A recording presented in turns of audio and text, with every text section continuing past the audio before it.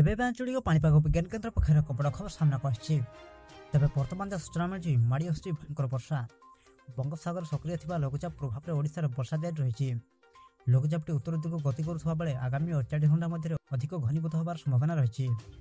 ଆହୁରି 4 ଦିନ ଯାଏ ରାଜ୍ୟରେ ପ୍ରବଳ ବର୍ଷା ହେବ ବୋଲି ପୂର୍ବାନୁମାନ କରାଯାଇଛି। ଶୁକ୍ରବାର ପାଇଁ 15 ଜିଲ୍ଲାକୁ ୟେଲୋ ୱାର୍ଣ୍ଣିଂ ଜାରି କରିଛି ଆଞ୍ଚଳିକ ପାଣିପାଗ କେନ୍ଦ୍ର। ତେବେ ଆସନ୍ତୁ ଆଜି ନଜର ପକାଇବା ଆଜି ଓଡ଼ିଶାର କେଉଁ ସବୁ ଜିଲ୍ଲାରେ ଅଧିକ ବର୍ଷା ହେବାର ସମ୍ଭାବନା ରହିଛି, ଏହା ସହିତ କେଉଁ ସବୁ ଜିଲ୍ଲା ପ୍ରତି ଅଧିକ ବିପଦ ରହିଛି ସେ ନେଇ ଭିଡ଼ିଓରେ ସମ୍ପୂର୍ଣ୍ଣ ଅପଡେଟ୍ ଜାଣିବା। କିନ୍ତୁ ତା ପୂର୍ବରୁ ଭିଡ଼ିଓକୁ ଗୋଟେ ଲାଇକ୍ କରନ୍ତୁ ଏବଂ ଭିଡ଼ିଓଟିକୁ ବହୁ ମାତ୍ରାରେ ସେୟାର କରନ୍ତୁ।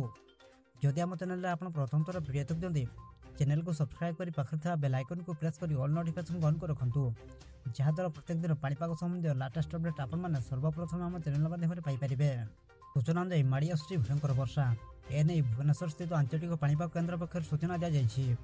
ପାଣିପାଗ କେନ୍ଦ୍ରର ସୂଚନା ଅନୁସାରେ ଶୁକ୍ରବାର ଅର୍ଥାତ୍ ଆଜି ୟେଲୋ ୱାର୍ଣ୍ଣିଂ ଜାରି ହୋଇଥିବା ଜିଲ୍ଲାଗୁଡ଼ିକ ମଧ୍ୟରେ ନୂଆପଡ଼ା, ବଲାଙ୍ଗୀର, ବରଗଡ଼, ଝାରସୁଗୁଡ଼ା, ସୁନ୍ଦରଗଡ଼, କେନ୍ଦୁଝର, ମୟୂରଭଞ୍ଜ, ବାଲେଶ୍ୱର, ଭଦ୍ରକ, ଯାଜପୁର, କେନ୍ଦ୍ରାପଡ଼ା, ଜଗତସିଂହପୁର, କଟକ, ଖୋର୍ଦ୍ଧା ଓ ପୁରୀ ସାମିଲ ରହିଛି।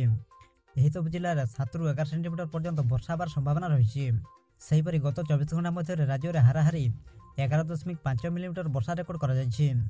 ଜଗତସିଂହପୁର ଜିଲ୍ଲାର ରଘୁନାଥପୁରରେ ସର୍ବାଧିକ 111 ମିଲିମିଟର ବର୍ଷା ରେକର୍ଡ ହୋଇଛି। ଗୁରୁବାର ସକାଳେ ରାଜଧାନୀ ଭୁବନେଶ୍ୱରରେ ପ୍ରବଳ ବର୍ଷା ଯୋଗୁଁ ବିଭିନ୍ନ ସ୍ଥାନରେ ଜଳବନ୍ଦୀ ସମସ୍ୟା ଦେଖାଦେଇଥିଲା। ଅନ୍ୟପଟେ ଅଗଷ୍ଟ 24 ତାରିଖରେ ଉତ୍ତର ବଙ୍ଗୋପସାଗରରେ ଆଉ ଏକ ଘୂର୍ଣ୍ଣିବଳୟ ସୃଷ୍ଟି ହେବାର ସମ୍ଭାବନା ରହିଛି।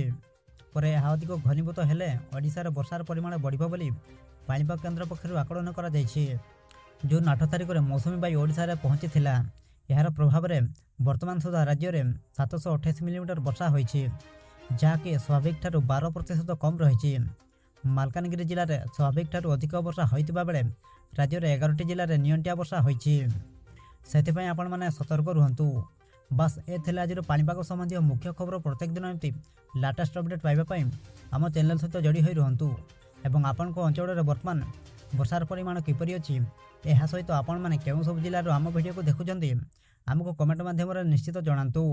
ବ୍ୟୁରୋ ରିପୋର୍ଟ, ଜାଗରଣ ଟିଭି।